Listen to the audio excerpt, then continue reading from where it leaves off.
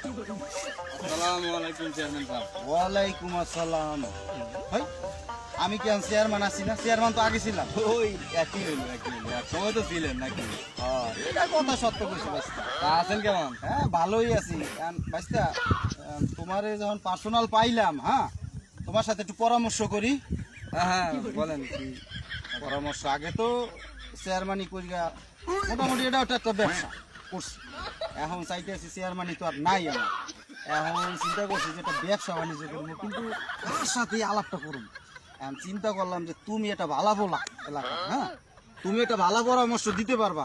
এই লেগে মাথায় আইলো যে তোমার লাগে পরামর্শটা নিলে তুমি একটা ভালো পরামর্শ আমার দিবা, কারণ তুমি আমার ভোটের সময় অনেক ভালো ভালো পরামর্শ দিছো দেখে আমি নির্বাচনে জিততে পারি। কোন কাকু কোন?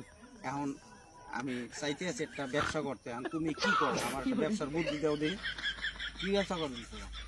আমি তো চাইছিলাম যে এই যে বাঁশ, হ্যাঁ এই বাঁশের ব্যবসাটা করতে চাইছিলাম। দাদা জীবন ভরা তো ওইটাই করলেন।